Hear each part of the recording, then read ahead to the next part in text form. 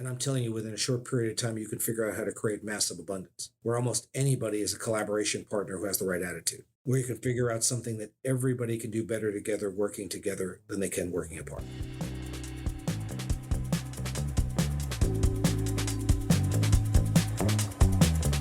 Welcome to The Path to Wealth, the show about well-being, fulfillment, and financial freedom. And I'm your host, Hennche.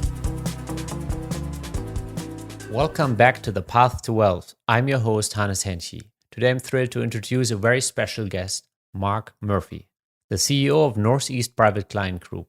Mark is a motivational speaker who is revolutionizing the financial planning and wealth management industry. Forbes has recognized him as the #1 financial security professional in New Jersey and number 15 in the US. He's also the author of the best-selling book, The Ultimate Investment. Mark, it's a great pleasure to have you on the show today. Thank you for joining us. So I'm all yours. It's been a fire. I feel like a fireman today. What kind of fires are you taking care of today? Yeah, just the normal. I think sometimes when the buck stops in one place, I think they think it's everyone's responsibility to dump their issues on me. But isn't that kind of the role of the leader? It's like when nobody has an answer anymore, you have to find the answer. I think it's I think part of the role that's historically been it. But I think part of it is, if you believe in, we run our business on EOS. So, my role is as the visionary. And so I've got a president that his job is to call balls and strikes and to implement the vision and to try to take some of those, at least not jugular decisions, but the day-to-day stuff has got to get off my plate. Yeah. So you feel like today you were too much in the day-to-day, too much in the trenches? Being dragged into, issues that are, not the best use of my time. But that's why I'm a couple of minutes late. Yeah, no worries. So usually you like to be the visionary that goes to the mountaintop and says, "Here, I've seen it. Like, follow me." And well, I think when you start in a business, when you start with that business as an entrepreneur, you have to do everything. You're chief cook and bottle washer. But I think as you expand, ultimately what you need to do to become successful, you've got to get paid for what you know, not what you do. And it's all about leveraging and scaling. And so ultimately, the idea is that, that ultimately the people in the organization want to pull you back down into some of the day-to-day things that probably are not in the best vision of the firm. And I think that, the challenge always is everybody wants to, we try to teach everybody to leverage and scale, but with the one exception, meaning if you work with me and I'm going to give you a project that would take me 5 minutes to do, but it'll take me 10 minutes to explain it to you and 4 hours for you to do, that's not leveraging and scaling. So I could get that off my plate and give it to you. But if it takes me longer to explain it than to do it, and then it's going to take you 4 hours to do and tie up half your day, that doesn't make sense either. And so part of it is, I think that's the challenge of every business, is that when you start, and you start as an entrepreneur, you're doing it all. And I think part of the challenge is that not only people drag you into some of the I'm going to call it minutia or the day-to-day stuff, but part of it is, as a psychotic entrepreneur, you've got to avoid the temptation to step in and let people do their job. You can't have what we call seagull management, where you're not really involved and you fly in and shit on everything and then fly away. I think that's the challenge. I love that term, the seagull management. You don't really, and it's interesting. Now, the minute you said it, I immediately had a couple of people that I work with. I'm like, yeah, you're a seagull. Like you don't allow people to actually do the job, and then you take a dump on them and you disappear, and you haven't helped the situation, and you also didn't allow them to unfold their own genius. So tell me about today. What are we going to have a fascinating discussion and conversation about? I think if we just keep actually hitting at that strike where we've started here, because I think part of your strong suit is to really make the distinction between business owner and entrepreneurs, and don't just have a 9-to-5 kind of business owner mindset, but have that visionary mindset. Absolutely. I think ultimately that in my world, Dan Sullivan says it so well. He always says, he says so many things that are well, but he says, Frank Sinatra doesn't move the pianos. He just comes in and sings. And so, for me at this point in my career, after almost 40 years, I want to always be in creation and fascination mode. And I think one of the things that I think that allows me to have so much energy after so many years of doing this business is it doesn't take a lot of energy to be yourself. It takes a lot of energy to be other people. And Yeah. so, it's enormous, it's almost like, where sometimes there's people like that I know that, have true hatred for people, their ex-wife, their ex-partner, their brother-in-law, their friend from, whatever. And I'm saying, man, that takes a lot of energy to stay angry this long. It's like trying to it's like trying to drink poison, hoping the other person will die. So you got to let that go and make that about them. And I'm not saying you have to have a relationship with them or forgive them, but you got to move past it and focus on something else. The way you frame these things, it almost sounds like you're looking at it very much through the spiritual lens. It's like it's not just business. It's like a spiritual practice. Ren, the 15th century philosopher, used to say there were three types of stone cutters. And I think there's three types of any entrepreneurs. And he used to say that there's a group of people that cut stone to feed their family. And I think you would agree that there's a lot of people that do their job or do their task or exist they're there to make a living and to pay their bills. And then Ren said there was a second group of people that cut stone because they were very talented and artistic at it.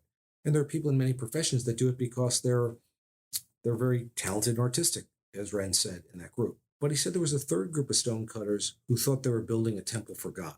And the idea is I always seek to work with people, both who work with me and for me and our clientele, of people who want to build a temple for God. That there's a greater, higher purpose out there than just making a living or just because you're talented or good at it. And you want to do something that makes a difference in the lives of all the people we touch. And then that becomes very, very purposeful work. How do you identify that in people that you are potentially working with? Well, I think part of it is you have to show people what a great job looks like. You have to show them why it's important and what their core values are. And, for instance, one of our core values is we want to not only create an experience, we want to create a wow experience for every client. So if you don't wake up every day totally jacked up about creating that experience, you are going to be miserable at my firm. And the people outside my door are going to hate your guts. You'll be very unsuccessful there because that's the culture that we've created here. And I think that if you try to come into that and don't espouse those values, I'm not saying you would be very, very successful in another firm who had different core values, but here, how are you going to have those core values? Yeah, the firm lives it, and you would feel like a cell in the body that doesn't know how to connect with the other cells. And by the way, it's also culture and core values and those things are never are a moving target in the sense that you continue to want to move closer and closer to nirvana. But in every organization, you take steps back periodically. And I think one of the challenges of the leader is to recognize where we have not lived our best self and to then correct that culture, which is very hard to do because I think a lot of people think, like people ask me all the time, they'll go, how do I grow? I want to grow my business. And I go, well, you don't actually grow a business, you grow people. And so it's investing in people and getting people to understand what a great job looks like and understand why we're doing what we do. I think you want to sit back and I think you want to share with people and let them understand what the work they're doing and why it's important. This is really something that's just kind of started to come to my mind, that great or amazing businesses tend to develop talent, amazing talent, and or hire amazing talent. It's really the talent arbitrage. Like they're seeking a team of A players who are willing to, build the temple, so to say, instead of trying to find maybe more affordable workers that are B players.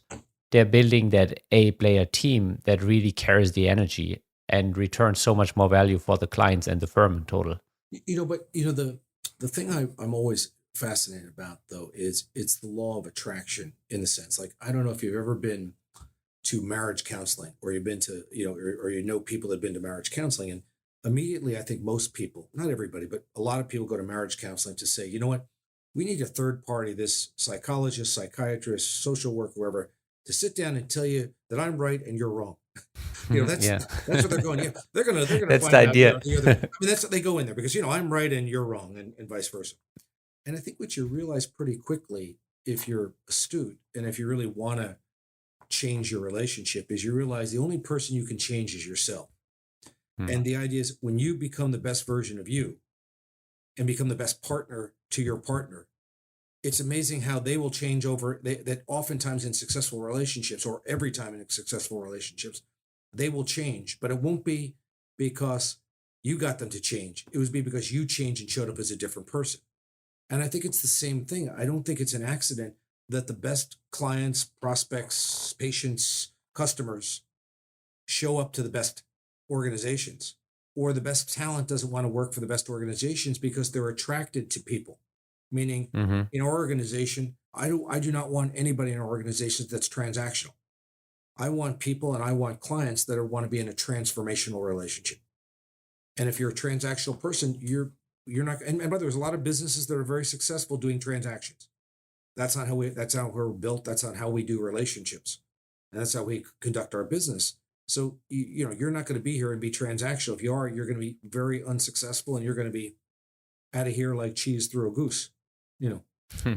So, walk me a little bit through the learning curve of your life. You had that epiphany on Labor Day many years ago, decades ago. You had like $20,000 worth of debt on your credit card, and you had your student loans, and probably a completely different mindset than now. And it's like what you described. You literally became a different person over the last couple of decades in order to attract the life you have now. Maybe you can take us through that learning curve and those epiphanies. Yeah, I think part of it is I think everybody has their journey, and when people say, I wish I knew then what I knew now. But I think part of it is just the learning experience, and that every time I've failed at something, and by the way, I failed. My mindset always was it wasn't a failure; it was one step closer to success. Or I view a lot of the failure that I had as just another form of market research. Had I not tried those things that failed, I wouldn't have discovered other things that helped us make millions, and in some cases tens of millions of dollars. Yeah. And so I think the idea often comes back to um, that part of it is there has to be a will and an indefatigableness, in the sense that you must stay disciplined, you must stay focused, you must fall in love with the mundane, and you just have to keep fighting. And the idea to me is, and it's not just fighting for fighting's sake. I think that ultimately, what what what what changes your outlook, I think, more than anything else, is I find the best leaders are the best readers. Meaning that I think one of the most impactful things you can do to be a great leader and a great entrepreneur is be a great reader, and being able to the books you read and the wisdom that you learn from those books have been life changing for me. So I've always been a voracious reader. It also helps that I'm Irish Catholic and I've got white skin. So if I go to the beach for the summer, I can't take more than an hour or two in the sun anyway. So I go back to the house and go read in the afternoon when my darker skinned and and more olive skinned friends can spend all day at the beach. Otherwise, you turn into a red lobster. Yes, trying to avoid the skin cancer if I can. And I think the other thing, it's the people you hang out with. Meaning, if you're, that ultimately, as my friend Bernie Stoltz always says, he goes, he just teaches his kids to get around something better than you and let it hit you rather. Mm, And so the idea yeah. is, you always want to be around an interesting group. Like I think, the difference, I have 5 kids. I have one graduated from NYU and spent a couple of summers at Oxford and works with us. And we will in August have 4 kids in college. And so you go, well, why would you pay money to go to let's say a better university, or maybe a better university than a university that might be less rated or not as well known? And I think that the curriculum in education, I'm not going to say is the same, but I think that when they teach freshman calculus, it's very similar at most universities, or they teach entry level Spanish. It's pretty simple, the same industries, or many other courses. But I think what the difference is, it's the mindset of the people there. And that I think what you get to learn with is not only maybe better professors, but you've got classmates that are thinking about creating a bigger, better future together, as opposed to people that are thinking about, hey, I've just got to get out of school and get my degree so I can get a job, as opposed Hmm. to people who think I'm going to make an impact and make a difference in the world. And I think Yeah. that it's very catching, meaning if you get around a group like that, will help spin you to the top, just like getting around with a bad group will spin you To the bottom. into the bottom or into behavior that may not, help your long-term goals. Yeah. And that's also a concept that you kind of picked up in your books, how important it is to have that inner circle and really make sure that this is something that you're very intentional about, to the degree where you said, like, literally, if you go to a different college, you will implement a different mindset in your kids. Yeah, I also think, when you start and you're dumb and broke, like I was when we started, you are what you are. All you have is two sharp elbows and a lot of energy, and hopefully, a reasonable intelligence. But I think once you become very successful and more powerful, and you can help a lot of people, the core circle changes in the sense of what you're looking for. The core circle. When you're young and on the upcome, you want to be around people that are smarter, and people are giving you ideas, and people to help lift you up and help you think and elevate your thought process. When you're when you become more successful, I think you want the opposite. You want people to tell you the truth, because there's a lot of people that make a lot of money, that their careers and their lives are based on you doing things for them. And so they're afraid to tell you. And I think that the temptation is that you become the emperor who has no clothes. Or they tell you you're beautiful, baby, or you start to believe your own bullshit because everybody's telling you how great you are. And I think one of the things that you want to be is, hubris is the ruination of all who have it. I think you want to always be confident, in that you're confident in your abilities, but you want to be humble as well. And I don't look for people that are nice. I look for people that are truly kind. Do you feel like once you achieve a certain level of wealth, that's certainly been my experience, that people become less straight with you in their language? Like, once you start having, for example, house stuff or housekeepers and stuff, and maybe a chef in your home, the reality is people bite their tongue a lot more and are less likely, unless you proactively create an environment like maybe like a Ray Dalio, where it's like, hey, I want to know the truth. I don't want to be bullshitted. Let's put the facts on the I table. prize that. I have a thick skin, and when it comes from a place of love, I don't want somebody calling me out in a meeting with 50 people and trying to embarrass me. But I think if you called me and said, hey, Mark, hey, maybe you're not being your best self, or maybe you're not looking at it the right way, or have you thought about this? I appreciate that. Even if I think it's a stupid idea, I will listen intently and still make my own decision. But I really appreciate people, because I don't have all the answers. Anybody who thinks they do you know, is a moron, who does that. And I think, I just think, the other thing I've also seen, though, and it depends on the level and the level of where you can help people. But we've spent the last 35 years, and it's not a big part of our clientele. Maybe we have, let's call it 50 to 100 high profile celebrities and athletes as clients, so it's not a major part of our clientele, but it's a part of the clientele. And, rather than name dropping on the podcast, but what I've seen over the years is you'll see people that say, oh, they've gotten too big for their britches. They've really changed. And I would make the argument that there is a level of that when people are telling you you're so fabulous every day, and people are kissing your, what every day. You start to believe your own BS. But on the other hand, I've also seen the people change around them, meaning when they were nobody, they were nobody. Now that now they're quote unquote somebody, people are like tripping all over themselves to get into their lives, make sure their kids are best friends with their kids, and make sure they're at the right parties and events and all that. And it's like a feeding frenzy. And so I think with people that either have a lot of fame or a lot of wealth, I think you have to protect yourself, because people are always trying to, the perception is they're trying to get something from you. And I think that the challenge that those folks have, they have to be in high trust relationships, because everybody's reaching out to them, many of them with false, looking to see what they could get rather than they can give. So I think the more successful you become, or the more famous you become, you have to have that inner circle that protects you from, let's call it, the people that don't have your best interests. Yeah.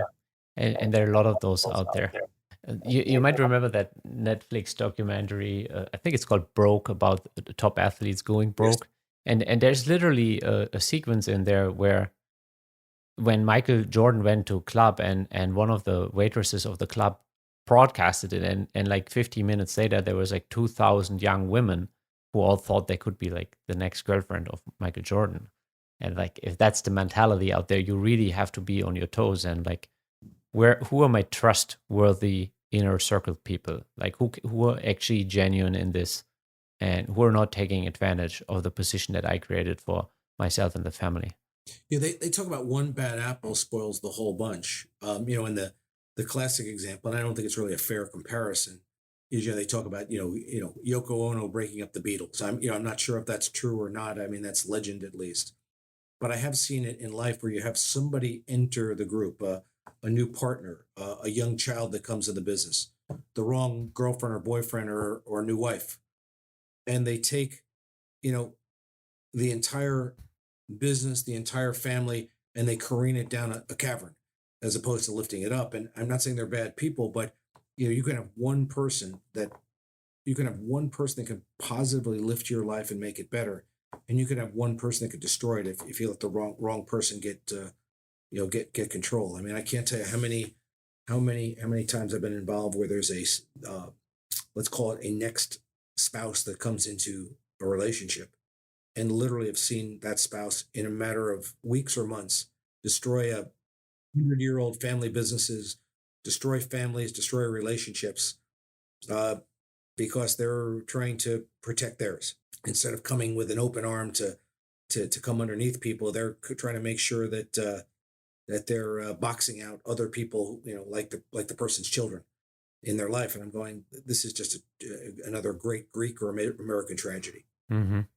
I guess there the issue is like, let's say I'm the husband in that situation and I bring in that other person, then I probably didn't do my inner work properly. Like, I put so much need into that relationship to that lady potentially that it might in a very uprooting way destruct everything that has been held high in my life before.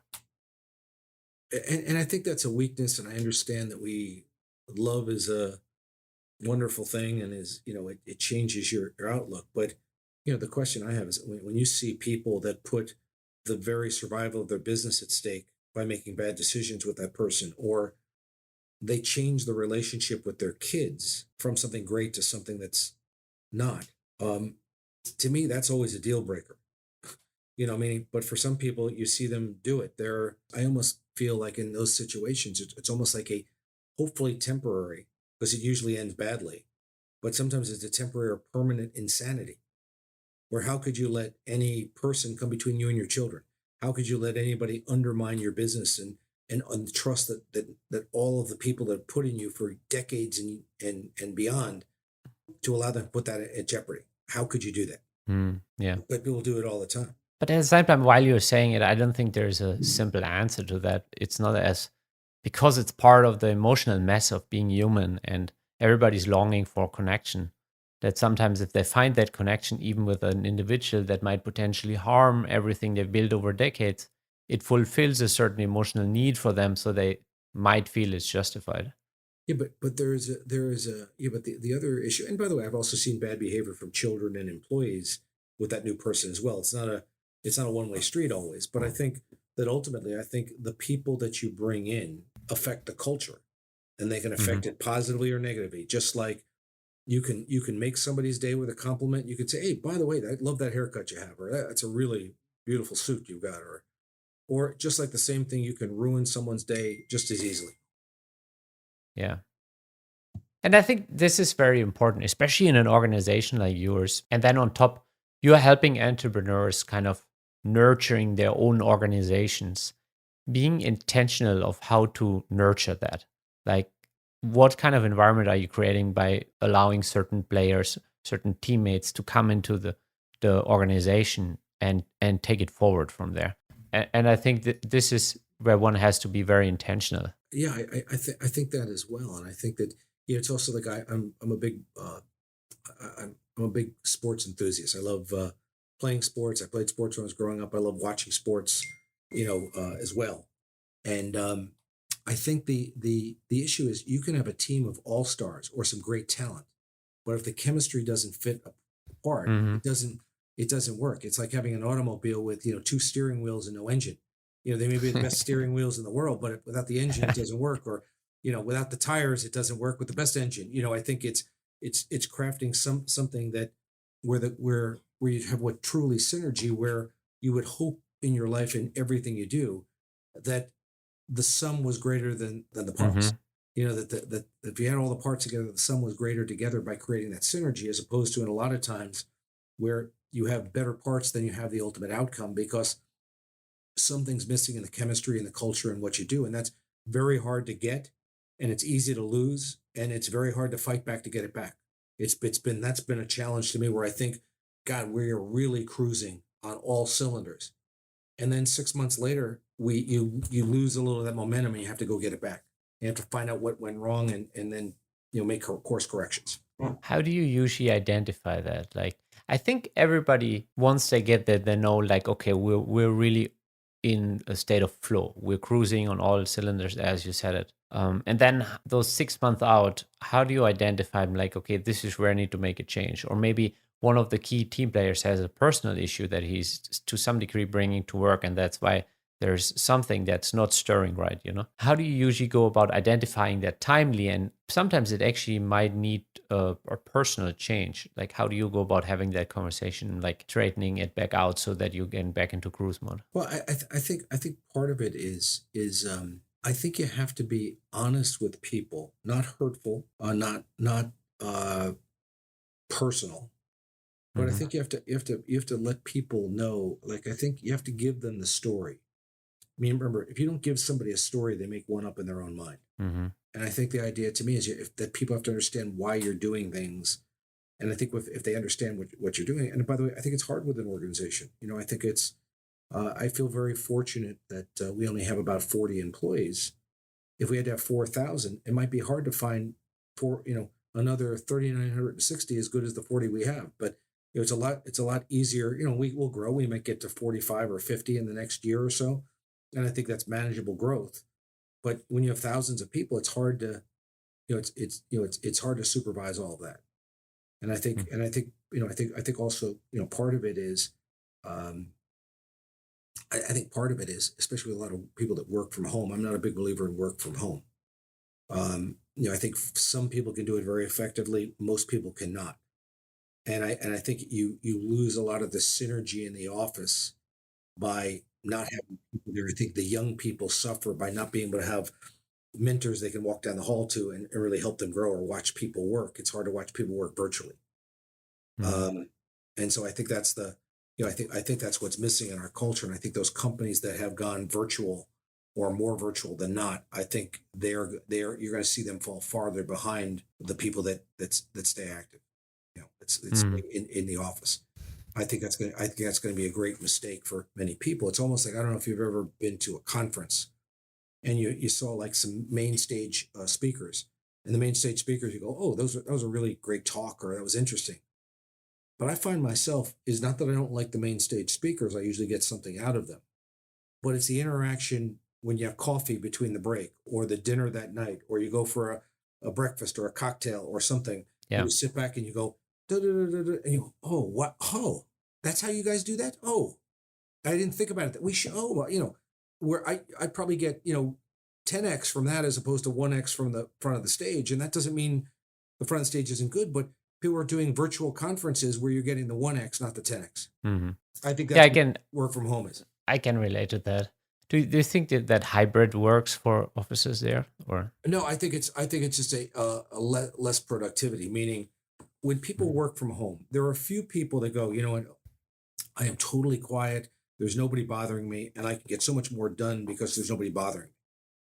I think that's more of the exception. My experience has been, I'll call people and it'll take them 3 hours to get back to me, or they're at the mall, or they're picking up their kid at dance practice. When they're in the office, they're not at the mall or going to their dance practice. And so I think that, more people than not, I think the human nature says that you're probably not as effective from working at home. And so one of the things we did this summer is, instead of having people work from home on Fridays between Memorial Day and Labor Day, what we did is we just gave people every other Friday off. Go take that day, go to the beach. Don't pretend you're working and be, half-assed at the beach. If I call you, then you have to go someplace where it's not windy, or or you have to, you're on the golf course or something, and you can't call me back till you get to the clubhouse. I go, just take the day. Just get your work done Monday through Thursday, Monday through Friday, every other week. Just show up, and if you got your work done and you put the time in, just do your job. We don't punch a clock here. Get your goddamn job done. And then if you want to take a Friday off in the summer, go to the beach with your family, go with a clear conscience. I don't want to bother you. If your work's done, we'll see you on Monday. Yeah, I think that's good. And for example, but my wife, she loves to go to the office because she says she has a better output. It's just no question to her. She's like, even she has her own office at home and everything, and there's no distractions here. Still, she feels like she has a better output because of the environment, and there's just no other distraction, and there's a clear distinction. It's like, okay, now I'm at work, now I'm on it, getting it done, leaving it. And then sometimes she picks up some more work from home, but in generally, she feels a lot more focused this way. I think I agree with her. I think that it's like the same thing. I find myself, we have a gym at home. I can work out and do some working out there, but I find my workouts are more effective when I go to a gym. I just do better at a gym. I like the interaction, the stimulation, the socialization, but if I'm tight for time, or you don't feel like going, it's great to have a gym in the house to be able to do both. I think with a bigger organization, when you need interaction, it's harder. It's harder. It's harder. And I know people, employ. I mean, if I was an employee, I'd want to work from home at least part time. But I don't think that helps productivity. And I think people, at the end of the day, if people thought they were going to take a lot less money to work from home, like, I think they're under the delusion that it's apples to apples. I can do my same job from home as I can from the office, and we're going to make just as much. I think over time you're going to make a lot less money because the company will not have the money to do it if they're not more productive. Yeah. And this is where I feel an A player also knows that he has to create value for the organization in order to get value for himself. Like that's the sequence. It's not that you can ask for more money before you created any value, or you can ask for money and staying at home while creating less value for the organization. Right. No, I think people miss that. And I think like anything else, the pendulum always swings one way to the other. So I think during COVID, the pendulum swung this way. And what will eventually happen in this country, as it does every time, there'll be a recession. There'll be technology that will create less need for human jobs, and the pendulum will swing back. And, those people that are demanding that I will not come into the office at all or more than 2 days a week will be fired. I'm already seeing that in the legal profession, where there was a lot of legal work during COVID. So they just needed lawyers. So every law firm saying, how much are you making? I'll pay you $100,000 more. Come with us. Well, now that the work is, leveled off and maybe gone down a little bit, those are the first people leaving, because why do we need some overpaid lawyers? Those are the first people to go. So they had very stable positions that with long-term relationships in a law firm, and now they've moved to a firm as a mercenary, and the mercenaries are the first people to get shot. And so, and I think it's the same thing. It's the same thing in most of those organizations. Organizations have long-term memory of who was there when we needed you, and who took advantage of things when they didn't. And that all plays into the calculation of who you keep long-term. You mentioned technology. How do you think, and I think law is actually one of those where white collar jobs are being cut real quick, because like running language models is literally that's like law is just language. So if you get those language models to understand that, you can probably cut your headcount by a third or a half. Well, I think you're seeing a lot of other things going on in companies. You're seeing technology replace people massively. I think you're also seeing, now that we're in a global economy, that first thing about technology or manufacturing is technology never gets sick, doesn't need health insurance, doesn't sue you for discrimination, so and is long-term a lot cheaper. In terms of the other thing in a global economy, you're also seeing a lot more companies that continue to hire in places like the Philippines and India, in other places where you're getting top employees, not for half, but for like a tenth of what a US worker wants to work. And so, you're going to sit back and you're going to go, okay, I need X amount of money, and and I only want to come into work 2 days a week or 3 days a week. I want to be virtual the other 2 or 3 days a week, and I want this and I want that and I want the other thing. And there's somebody in the Philippines or in India that'll work for 1/10 of that and be grateful for the job. I really feel like over the last 10 years that I've been building businesses, especially when I was hiring US based labor, usually, there was a lot more entitlement around it. Like I was very keen on hiring first generation immigrants. They were a lot more thankful for the work that they had. And I think there's a little bit of an entitlement curve. And I think COVID might have been the peak of entitlement in many ways, like what people thought the new normal is. And as you said, the pendulum is probably swinging back. Like people have to realize that they have to create value and they have to be willing to put in their work and their time. No, I think that it all comes in. The pendulum swings on all sides. Just like in politics, it gets very conservative and gets too conservative, then it gets too liberal, and then it's.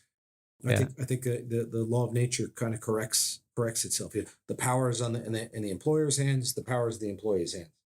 But I think in general, I don't know how you can be pro labor and not pro company. I don't know how you can be pro company and not pro labor. I think that people need to work together, and I think it's you've got to work to create a bigger, better future together for everybody. Yeah. Earlier, you were speaking about kind of the personal journey of thinking also beyond yourself, like, and that's a common theme I also see in what you share with us. Taking care of not just your own income, but the community, taking care of other people. That's like a crucial pillar to kind of having a life well lived or a life worth living. I just think the natural offspring is that I believe that people that have just enough are some of the most selfish people I've ever met because they have just enough for themselves. I think I want to be around people that have great abundance because those are the people that can make a difference in the lives of all the people they touch. And I think the way you do it, and there's been a lot of books written about this, I could quote 2 or 3 of them, but they talk a lot about that there's 3 types of people. There's givers, there's takers, there's matchers. In the beginning, takers get a little bit of a head start and because they're just taking, they're not giving. And givers are the lowest performers in the beginning. And matchers to me are, the devil. They're people that, hey, I'm going to be nice to you because you can help me, but I'm not going to be nice to him because he can't. They only match what you do. But I think when you spend not months or years, but decades pouring into, you then have an army of people that want to come and help you. And you create something where, but through collaboration, where a lot of people, you can grind it out and you could be the smartest guy in the world and work harder than everybody. And by yourself as a lone wolf, you can 1x, 2x, 3x your business, and you can work your what off to get that 1 or 2 or 3x. If you want to grow your business or that project 5x, 20x, 100x, 1000x, it's collaborating with people that have a similar mindset and want to help the same kind of people that you do. And so the idea, it's always about collaboration. And I think the interesting part to me, and what gets me excited today, is to put 2 or 3 or 4 really smart people that have that mindset in a room. And I'm telling you, within a short period of time, you can figure out how to create massive abundance, where almost anybody is a collaboration partner who has the right attitude, where you can figure out something that everybody can do better together, working together than they can working apart. Yeah. Individually, life feels like, there's a mosaic with thousands of pieces and you hold maybe 5 pieces. Maybe if you're genius, you hold 10 pieces, but you will never make sense of it. But as a group, you can. No, I think, or figure out how you can connect with each other or a different thought process. And, with smart people, I think part of the thing is I love the fact that I think a lot of people look different. They see things from a different point of view. Remember, one of the reasons when I was young, I liked to have people with gray hair in my organization. As somebody that's now more senior, I like young people around me because they think differently and they look at things different. I've spent almost 40 years with already seeing eyes, already listening ears. And I want people to go, why do we do that? There's a better way to go do this. Do you find it hard to give like juniors a voice in your organization? Is that something that you nurtured in the way that Ray Dalio is like, hey, at least when it comes to having a valid opinion, everybody can raise their opinion and then we can see like what actually makes sense, what is worthwhile succeeding. I think you want to encourage people to vent their views and not judge it. But I think ultimately, ultimately, I think the challenge is that you need people to feel comfortable that they can vent their views and get a full hearing. But the challenge you also have to have is that if the decision does not go in someone's direction, whether it be a young person or a senior person, they must embrace that decision like it was their own idea. I mean, you can't have an effective organization. I think one of the breakdowns that we have in this country right now is that people only want to follow the laws that they support.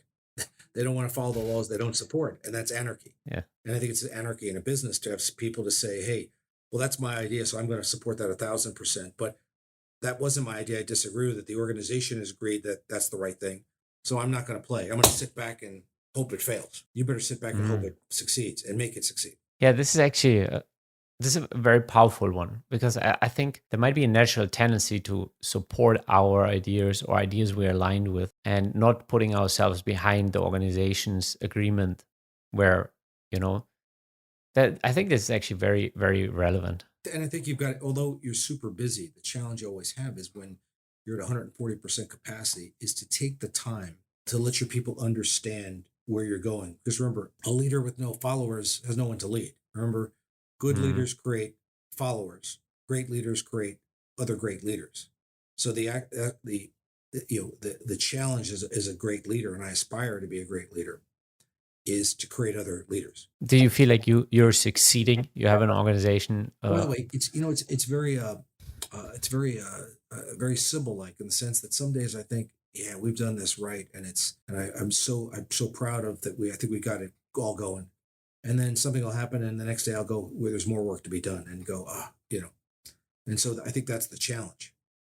The challenge is, every day is a new day. I think the challenge is not that you've arrived, that you get an opportunity to go get in the ring and create and focus the next day. Do you think there is even such a thing as having arrived in life?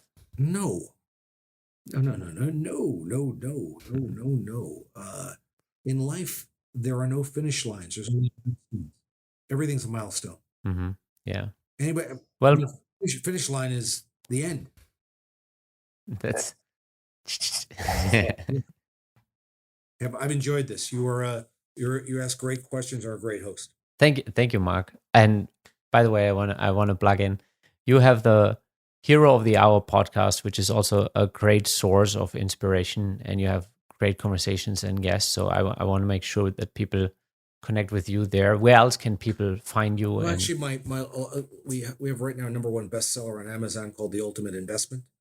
And they can reach me at northeastprivateclientgroup.com. We're in Roseland, New Jersey. There's a couple around the country that are in different industries, but we're in Roseland, New Jersey, and I'd be happy to have anybody email us and continue the conversation. And I appreciate you having me on the podcast.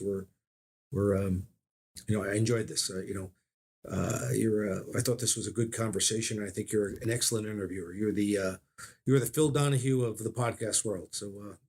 Or the Oprah Winfrey. Thank you, Mark. But an excellent guest like you makes it very easy. It's not that kind of a challenge. Thank you for having me. Thank you, Mark, for making the time. It's been truly inspirational.